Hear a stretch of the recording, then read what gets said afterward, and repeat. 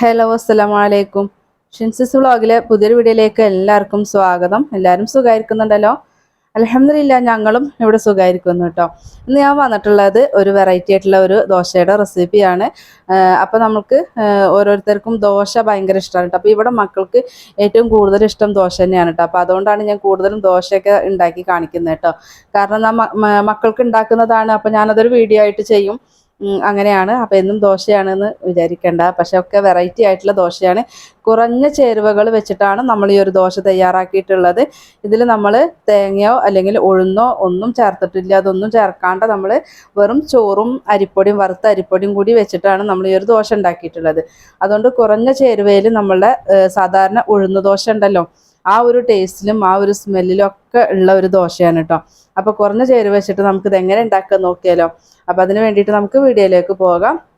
അപ്പം ഞാൻ ഇത് അതിന് വേണ്ടിയുള്ള അരിപ്പൊടി ഞാൻ എടുത്തിട്ടുണ്ട്. അപ്പോൾ വറുത്ത അരിപ്പൊടിയാണ് കേട്ടോ ഞാൻ എടുത്തിട്ടുള്ളത്. വറുത്ത അരിപ്പൊടി എന്ന് പറയുമ്പോൾ നമ്മൾ കടയിൽ നിന്ന് വാങ്ങുന്ന ഒരു പാക്കറ്റ് അരിപ്പൊടി ഉണ്ടല്ലോ, അത് നമുക്ക് വറുത്ത അരിപ്പൊടിയാണ്. അപ്പോൾ ആ ഒരു അരിപ്പൊടിയാണ് കേട്ടോ ഞാൻ എടുത്തിട്ടുള്ളത്.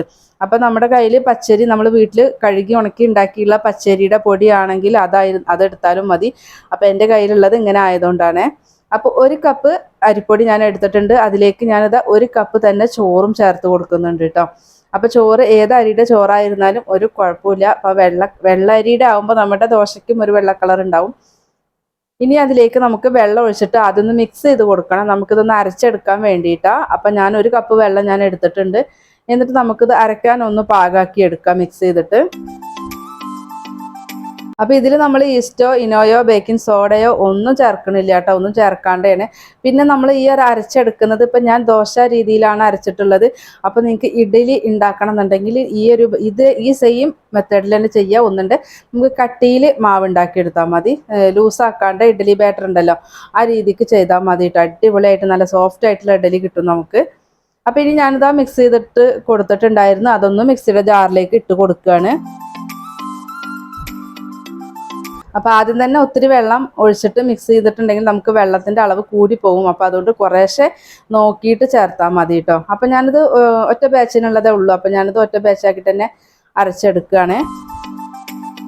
ഇനി ഞാൻ ആ ഒരു പാത്രത്തിൽ കുറച്ച് വെള്ളം ഒഴിച്ചിട്ട് ഒന്ന് മിക്സ് ചെയ്തിട്ട് ഒന്ന് കഴുകിയിട്ട് ഒഴിച്ച് കൊടുത്തിട്ടുണ്ട് കേട്ടോ. ഇനി അരയ്ക്കുമ്പോൾ വെള്ളത്തിൻ്റെ ആവശ്യം ഉണ്ടെങ്കിൽ ഇതുപോലെ ഒരു 1/4 ഗ്ലാസ് വെച്ചിട്ട് വെള്ളം ചേർത്താൽ മതി. ഇപ്പോൾ ആദ്യത്തെ ഞാനിതാ നമ്മൾ അരയ്ക്കാൻ വേണ്ടി വെച്ചതൊക്കെ നന്നായിട്ട് തന്നെ അരച്ചെടുത്തിട്ടുണ്ട്.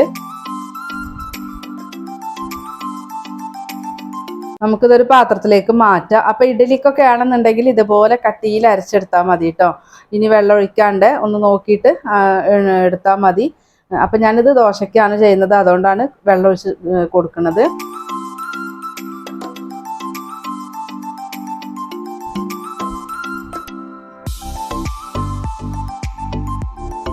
അപ്പോൾ ആ ഒരു മിക്സിയുടെ ജാറിൽ ഞാൻ വെള്ളം ഒഴിച്ച് കഴുകിയിട്ട് ഒഴിച്ച് കൊടുത്തിട്ടുണ്ട് കേട്ടോ. അപ്പോൾ ആവശ്യത്തിനുള്ള ഉപ്പും കൂടെ ഞാനിതാ ഇപ്പോൾ ചേർക്കുകയാണ്. നമുക്ക് ഓവറായിട്ട് നമ്മുടെ ഈ ഒരു ബാറ്ററി പുളി വേണ്ട, അതുകൊണ്ടാണ് കേട്ടോ. നന്നായിട്ടൊന്ന് ഇളക്കി കൊടുക്കുകയാണ്. നമ്മൾ വെള്ളമൊക്കെ ചേർത്തിട്ടുണ്ട്. അപ്പോൾ ഇനി ദോശ ബാറ്റർ ആയതുകൊണ്ട് നമുക്ക് ഇനി വെള്ളം വേണമെങ്കിൽ നോക്കിയിട്ട് ചേർക്കണം. ഇഡ്ഡലി ബാറ്റർ ആണെങ്കിൽ വെള്ളം ചേർക്കണ്ട കേട്ടോ.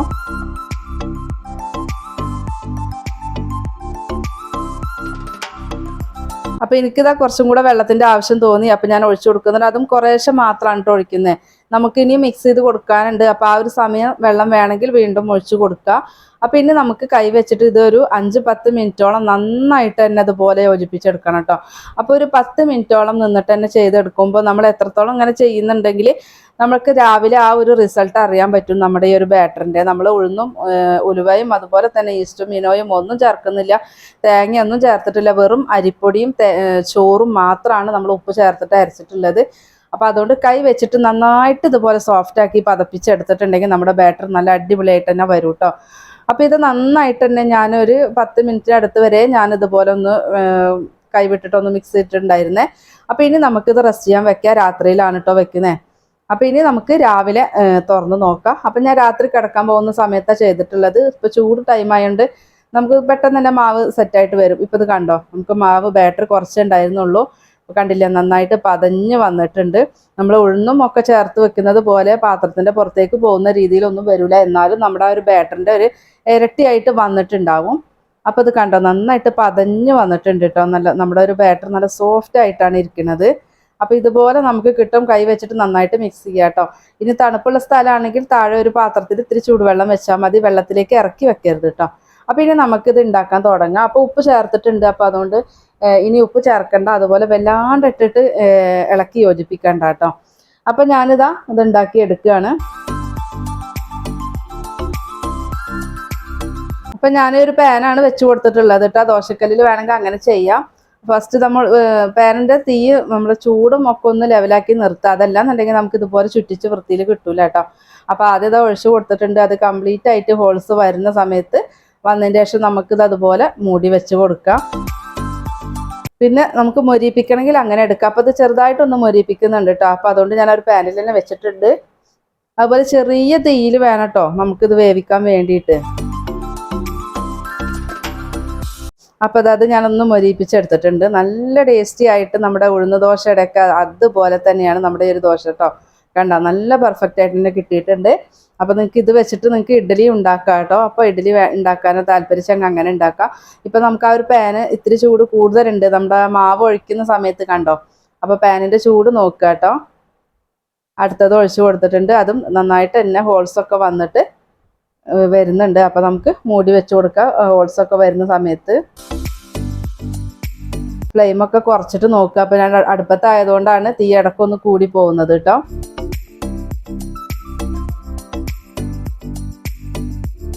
അപ്പോൾ നമുക്ക് ഇതും മൂടി വെച്ച് കൊടുക്കാം. ഇതും ആയിട്ടുണ്ട് കേട്ടോ.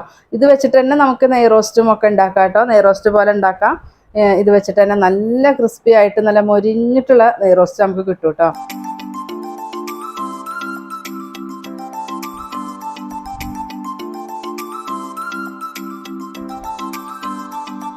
നമുക്ക് ബാക്കിയുള്ള ദോശയും കൂടെ ഒന്ന് ചുട്ടെടുക്കാം കേട്ടോ.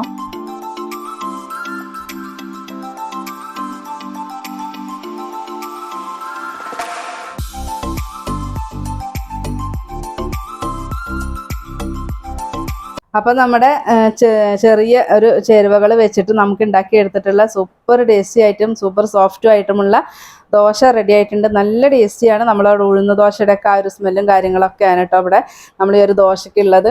അപ്പോൾ നിങ്ങൾക്ക് വേണമെന്നുണ്ടെങ്കിൽ 2 ടേബിൾ സ്പൂൺ തൈര് വേണമെങ്കിൽ ചേർക്കാം. അതിൻ്റെ ഒന്നും ആവശ്യമില്ല. അല്ലാതെ തന്നെ നമ്മുടെ ദോശ നല്ല ടേസ്റ്റിയാണ്, നല്ല സോഫ്റ്റുമാണ് കേട്ടോ.